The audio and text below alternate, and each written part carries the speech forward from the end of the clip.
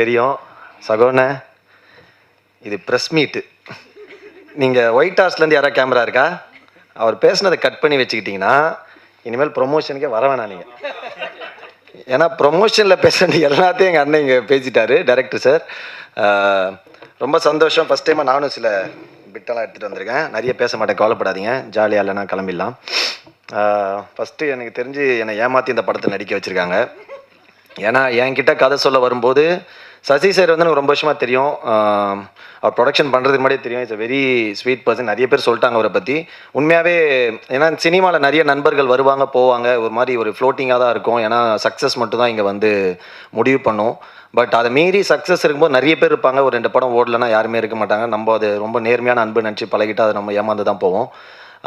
அது ரொம்ப யதார்த்தமான விஷயம் சினிமாவில். அப்படி இருக்க சினிமாவில் ரொம்ப சில நண்பர்கள் தான் நமக்கு நம்ம என்ன பொசிஷனில் இருந்தாலுமே எப்படி இருந்தாலுமே நம்ம கூட ட்ராவல் பண்ணுறது வெரி ஃபியூ பீப்புள். அதில் ஒருத்தராக நான் வந்து சசி சாரை பார்க்குறேன். எனக்கு thank you Sasi sir for being with me all the time. But இந்த கதை வந்து அவர் ஃபஸ்ட்டே பிட்டை போட்டார் ஒரு ப்ரொடியூசராக. நான் வந்து ஒரு கதையை கேட்டு நான் அனுப்பிச்சு ஒரு ப்ரொடியூசர் எனக்கு படம் பண்ணுற நிலைமையில் நான் இல்லை. தயாரிப்பாளர்களுக்கு ஒரு கதை ஓகே பண்ணி அவங்க என்ன ஓகேன்னு சொல்லி அமிச்சு. ஏன்னா இது சப்போஸ் படம் சரியாக ஓடலை இல்லைனா கலை நீங்கள் தான் செலக்ட் பண்ணிங்க நம்மளை மாட்டி விடலான்ற கேஸு. அப்படி இல்லாமல் உண்மையாக சார் நீங்கள் தான் செலக்ட் பண்ணி இந்த கதையை எனக்கு அமிச்சார். நான் கேட்டேன். அதே மாதிரி என்கிட்ட வரும்போது விதார்த்தனை இந்த கதையை செலக்ட் பண்ணிட்டாரு அப்படின்னு தான் சகோன்னு சொன்னார். உண்மையாக கதை ரொம்ப நல்லா இருந்தது. கேட்டோடனே பயங்கரமாக பிடிச்சிருந்தது. அதே மாதிரி விதார்த்தனோட கதை செலெக்ஷன் பற்றி நமக்கு தெரியும். நான் ஆனால் கதையை கேட்டு முடித்தோடனே அந்த ரோல் நான் நடிக்கிறேன் கேட்டேன். ஏன்னா இப்போது பிரதாப் சொன்னார்ல, அதுதான். ஏன்னா இப்போ எனக்குமே அந்த பிரச்சனை பயங்கரமாக இருக்குது. இந்த கதையை கேட்டோடனே நீங்கள் மட்டும்தான் நடிக்க முடியும் அதுன்றலாம் சும்மா ஜோக்கு. யாருனாலும் நடிக்கலாம் கண்டிப்பாக. இப்போ இன்றைக்கி இருக்க தருணத்தில் எனி ஒன் கேன் ஆக்ட். ஆக்சுவலாக இப்போது ராமரண்ணன் சொன்னாங்க உங்களை நடிக்க கூப்பிட்டாருன்னு. அது தப்பே இல்லை.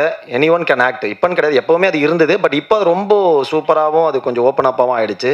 இப்போ நல்ல கதை, நல்ல right time, right opportunity, right release இருந்ததுன்னா கரெக்டாக மக்கள்கிட்ட கொண்டு போய் சேர்க்குறதா எனி ஒன் கேன் ஆக்ட். அதை நம்ம நிறைய பேர்கிட்ட பார்த்துட்டே இருக்கோம். இப்போ everybody is acting, music director, பெரிய தயாரிப்பாளரோட பசங்க, நடிகர் பசங்களாம். ஸோ அதனால் அது சூப்பரான விஷயம் தான். இப்போ நாங்களுமே நடிக்கலாம். அது ரொம்ப ஹெல்த்தியான விஷயம். ஆக்சுவலி இப்போ எங்களுக்கு இருக்க பிரச்சனை என்னென்னா, இப்போ நாங்கள் தவறு பண்ண முடியாது. தவறுகள் ரொம்ப குறைவான எங்களுக்கு அந்த ஸ்பேஸ் இல்லை. நாங்கள் தப்பு பண்ணால் திரும்ப we can start from the scratch. அது வந்து பெரிய ப்ராப்ளம். ஸோ அதனால் கண்டிப்பாக ராமர் சார் உங்கள் நல்ல ஸ்கிரிப்ட் சொன்னால் கண்ண மூடி நடிங்க. Anybody can become heroine one night today. So அது நல்ல விஷயந்தான். Thank you so much. நிறைய பேசணும்னு நினச்சேன், பட் சகோன் நிறைய பேசிட்டாரு. ஸோ அதனால் ஓகே, தேங்க்ஸ் டு யாரையா மிஸ். ஏன்னா எல்லா படத்தையும் நான் நிறைய மிஸ் பண்ணுறேன். ஸோ அதனால் மிஸ் பண்ணாமல் பேசணும்னு நினச்சேன். என்னடா விட்டு தான் வச்சேன், பின்ன நீயே பேசி டார்ச்சர் பண்ணிட்டிய. ஓகே, இந்த காமெடியில் சொல்கிற மாதிரி விட்டலாம் வேணாம். இந்த மாதிரி நிறைய பில்டப்லாம் கொடுத்தாங்களா படம். ஒன்றும் இல்லை, it's a investigation drama. It's a nice film, nice script. கண்டிப்பாக நல்ல படம். இந்த மாதிரி இந்த பிரின்ஸ் படத்தில் சொல்கிற மாதிரி இந்த மாதிரி நிறைய படம் வந்திருக்கு. ஆனால் இதான் முதல் தடவை அப்படின்ற மாதிரி. It's a very nice script. நிறைய நல்ல ஆக்டர்ஸ் இருக்காங்க. ஷூட்டிங் வாஸ் வெரி ரொம்ப ஜாலியாக இருந்தது. விதார்த்தனை கூட நடித்தது. அதுக்கப்புறம் சந்தோஷ். நான் அந்த பாயிண்ட் எதுவும் சொல்லதான் சந்தோஷ் பற்றியா சொல்லதான், அதான் வேறு லைனில் போயிட்டேன். எனக்குமே அந்த இது இருக்குது. ஏன்னா இப்போ நானுமே ரொம்ப சீரியஸான ரோல்ஸு பயங்கரமாக நீங்கள் இந்த மாதிரி ரோல் நடிங்க, இந்த மாதிரி ரோல் நடிங்கன்னு சொல்லிட்டு.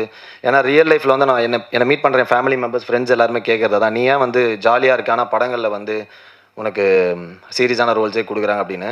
தெரில, நம்ம ஆக்டிங்கிறது எந்த ஆக்டிங் வேணாலும் எக்ஸ்ப்ளோர் பண்ணலான்றது தெரியும். பட் டேரக்டர்ஸ் அதை ஃபஸ்ட்டு பிலீவ் பண்ணோம்.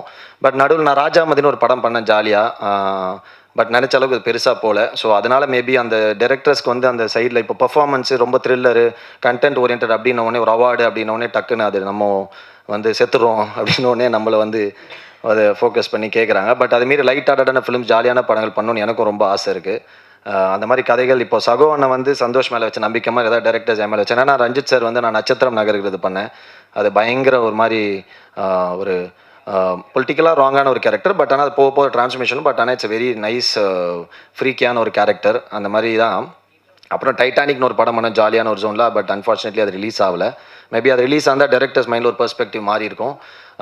இந்த படத்துலையுமே சொன்ன முடிச்சோன்னே நான் கேட்டேன், நான் அந்த ரோல் நான் பண்ணுறேன். ஏன்னா எனக்கு வந்து தொடர்ந்து இந்த மாதிரி பண்ணுறதுல வந்து ஓகே, நம்மளை நம்பி பெர்ஃபார்மன்ஸ் கேட்குறாங்க. எனக்கு என்னென்னா இதை நினச்சி தான் நான் சினிமாவுக்கு வந்தேன். ஆக்சுவலாக நல்ல ஆக்டர்னு பேர் வாங்கணும் தான், நான் ஸ்டார் ஆகணும்லாம் ஆசைப்படல. ஒரு நல்ல ஆக்டர்னு பேர் வாங்கணும். நம்ம வந்து ஃபேமை விட, புகழை விட, பணத்தை விட ஒரு ரெஸ்பெக்ட் வந்து நம்ம ஏர்ன் பண்ணணும் ஒர்க்கை வச்சு அப்படின்னு எனக்கு ரொம்ப ஆசை இருக்குது. But I always believe money and respect வந்து நம்ம கேட்டு வரக்கூடாது. நம்ம அது வந்து நம்ம பண்ணுற வேலையை பார்த்து வரணும்னு அந்த மாதிரி தான் நினச்சேன். பட் இங்கே தமிழில் என்ன பிரச்சனைனா வந்து ஒரு படம் ஒரு ரோல் நடித்து ஹிட் ஆயிடுச்சுன்னா உடனே அதே மாதிரி எல்லா ரோலும் கூப்பிடுறது. இதனாலே இப்போ வந்து அது வந்து பண்ணி பண்ணி பண்ணி அதுக்கு ரொம்ப ஹர்ட்டிங்காக ஆகிடுச்சு. ஏன்னா நம்ம வந்து கம்ஃபர்ட்டு, சேல்ரி எல்லாமே சாக்ரிஃபைஸ் பண்ணிட்டு போவோம். பட் அங்கே வந்து திரும்ப அதே மாதிரி கூப்பிட்டு கொஞ்சம் டிஸ்டர்ப் ஆகும். அதனால கொஞ்சம் ஜாலியான கேரக்டர் பண்ணலாம் தான் அண்ணன் கேட்டேன். அது இல்லை. தேங்க்யூ சாகு சசி சார். ஏன்னா நிறைய படங்கள் நடிப்போம், போவோம், வருவோம். அது ஒரு ரிலேஷன்ஷிப். எந்த படமே கண்டிப்பாக 100% சொல்லலாம், எந்த படமே பிரச்சனை இல்லாமல் நடக்காது, பிரச்சனை இல்லாமல் முடியாது. இந்த ரொம்ப ஃபேக்கான ஒரு இடம் வந்து ப்ரெஸ் மீட்டு, ஆடியோ லான்ச் இதெல்லாம் தான். கண்டிப்பாக எல்லா படத்துலையும் அதோட பிரச்சனைகள் இருக்கும். அது ரொம்ப இயல்பாக இருக்கும், எல்லாருக்குமே நடக்கும். அதே மாதிரி எல்லா படத்துலையும் இருந்த மாதிரி எங்களுக்கு இந்த படத்துலையுமே கொஞ்சம் முடிஞ்சிருச்சு. சின்ன சின்ன டிலேலாம் இருந்தது, அதெல்லாம் ஓகே. பட் கடைசி வரைக்கும் நம்ம வந்து நிறைய படங்கள் நமக்கு பணம் வராமல் போயிருக்கு, எல்லாம் போயிருக்கு. பட் அதை மீறி நான் ரொம்ப முக்கியமாக சினிமாவில் நினைக்கிறது வந்து ஃபஸ்ட்டு மக்கள் அந்த படத்தை கொண்டு போய் சேர்த்த உடனே அதை ஹிட்டாக்குறது, அதை கொண்டு போகிற ப்ரெஸ் அண்ட் மீடியா பீப்புள் நீங்கள். அதை எல்லாத்த விட அந்த படத்தை பண்ணுறதுக்கு உதவியாக இருக்கிற முதல் ஆள் வந்து ப்ரொடியூசர். ஏன்னா தயாரிப்பாளருக்கு மட்டும்தான் ஒரு படம் ஆரம்பிக்கிற எண்டுலேருந்து முடிகிற வரைக்கும் எல்லாமே செலவு, மற்ற எல்லாருக்குமே வரவு தான். ஆனால் அந்த படம் ஓடிச்சுனா தான் அவருக்கு லாபம், அப்படி இல்லைனா இல்லை. ஸோ எனக்கு சொந்த அண்ணன் தம்பிங்க இல்லை ஃபேமிலி வந்து நமக்கு காசு தருவாங்களா, ஹெல்ப் பண்ணுவாங்கன்னு தெரியாது. பட் ஒரு ப்ரொடியூசர்னு தெரியாமல் நமக்காக இவ்வளோ பணம் போட்டு படம் பண்ணும்போது அவங்களுக்கு கரெக்டாக அந்த பணம் ஃபுல் பயங்கர பெரிய லாபம் இல்லை கூட போட்ட பணம் வரணும்னு நான் நம்புவேன். ஸோ அதனால் நமக்கு முடிஞ்ச அளவுக்கு விட்டு கொடுத்து போகலான்னு சொல்லிட்டு எல்லாத்தையும் விட்டு கொடுத்து போவோம். அந்த மாதிரி இந்த படத்தை வந்து பண்ணி ஒரு விஷயம் கூட எங்களுக்கு குறை வைக்காமல் அவ்வளோ சூப்பராக பார்த்துக்கிட்டாரு சசி சார். Thank you sir.